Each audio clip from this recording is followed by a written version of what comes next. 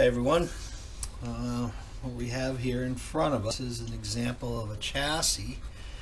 Now that everybody's been working diligently on devices to perform a task, we need, in most cases, a way to transport those from the starting blocks up two inclines, potentially. So with that, there's some restrictions, obviously, in height, length, and width, just to be able to make right-hand turns going up those ramps. So what I did was I developed a chassis here that is essentially as big a platform as you're going to be afforded just because of those restrictions I just talked about. Going up the incline, if your wheelbase is too far apart and too low, you're not going to make that transition from the incline back to a flat surface, because the center of the chassis or some point of the chassis underneath is going to bottom out. So the height from this point here to here is important in that transition. I'm sure you've already experimented. So let me just go over this, how I built this chassis. I wanted to keep the weight as low as possible, and still be able to incorporate my electronics pack here and the battery pack, which I have hidden in the bottom of my chassis. So why don't we start there?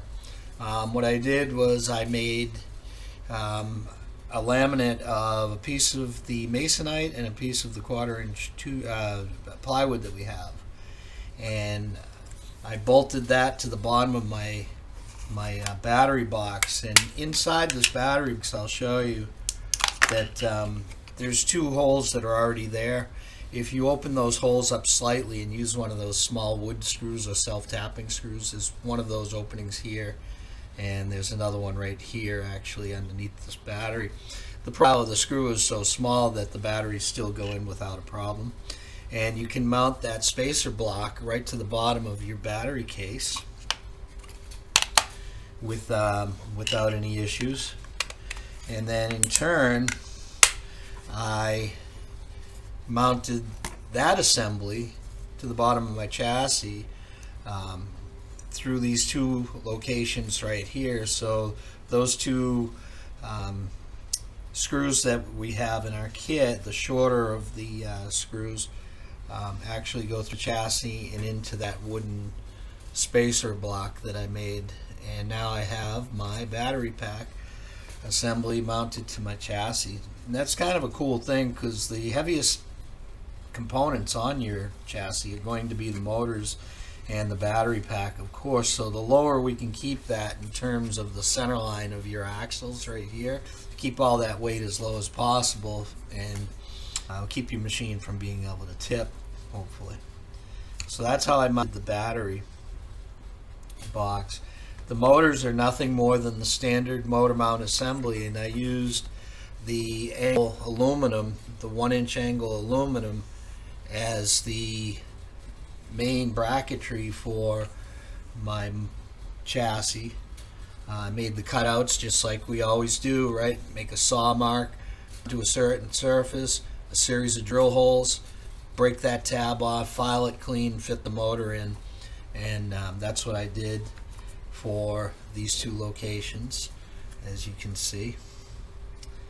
And so there were my motor mounts for that. And then these rails act as the structure of the machine that supports the decking. And I mounted the decking to rails using the 4/4 screws along with the lock nuts, because I don't want these loosening up on me. A couple of washers under there, just proper assembly methods. Another thing I want to point out is the symmetry between where my screw holes are, like on this chassis.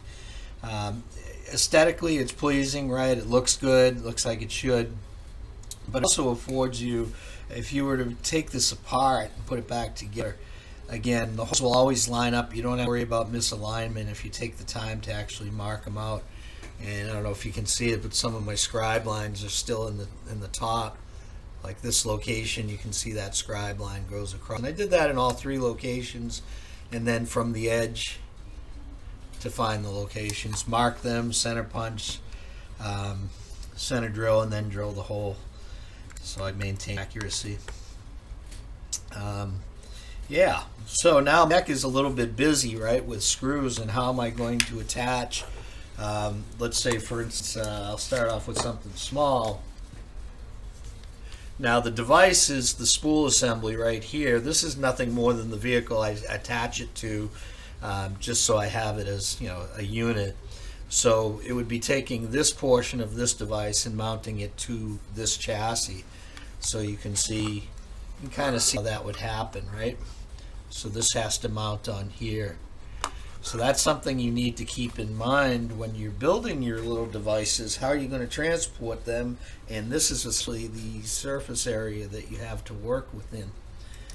Now that surface area happens to be from this face to this face right here, is 8 inches.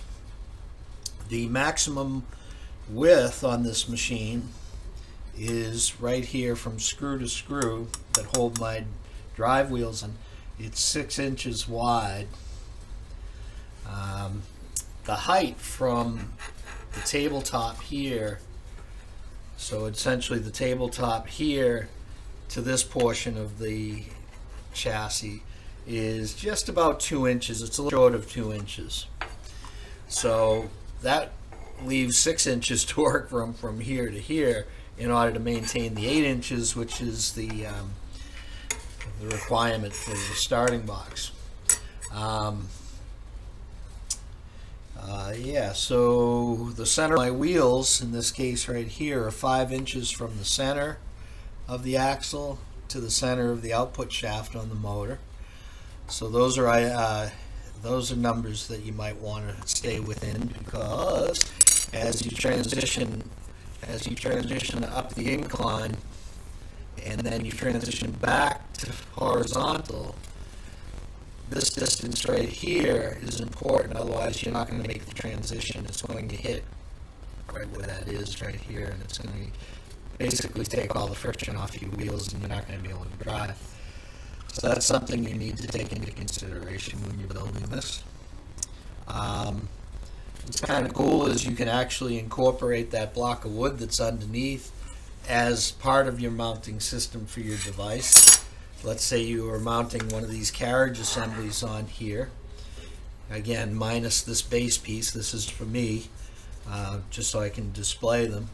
But you can picture this block mounted on here, screwed right down through this chassis and into that block right here, the space block. That'd be a great mounting surface. If you have to, you can just make clearance holes in your device to fit down over the screws so they're not an issue. Come in play, but those are things you have to take into consideration. Let's see, what else can I tell you about this? I position this to avoid my axle right here. I'm not making contact with my axle in any way, so that's free. You can see I've mounted my board here, my electronics pack, and it sits angular, strictly so I could get in within the 8 inches. And it's exposed and it's right out front so you can work on. And what I did for that, it's a separate piece. You can see where I bent it at, I don't know, what's that, maybe 30 degrees from flat, from this surface here to that angle, is whatever it came out to be. And then I put in the mounting holes to mount my board. Now, something really important, really truly important to take into consideration is the back side of this board has all the soldered joints for these connectors. And if you come in contact with aluminum with any one of those pins, you're going to short your board out and it's not going to operate whatsoever. That's why in your kit they give you a piece of cardboard that you can mount to the back side of that, acts as an insulator for it. What I did was I used the 440 screws to go through in 4 locations, all 4 corners, and I used 3 screws as a sandwich right here and a spacer to avoid making contact with the back of the board. So it's like an isolator or an insulator between those 2 locations. So that's keeping me from shorting out. And another feature that you should be aware of is right here where my battery pack comes through the bottom side of my chassis. You can see right there where the wires go through and come out and go to my terminal right here. I've incorporated what they call a grommet. You'll find them in the horn bag, and it's that little rubber thing. And what that does is it insulates the wires from the aluminum chassis. Aluminum's really conductive. It'll just short out the whole thing if you got a cut in that wire.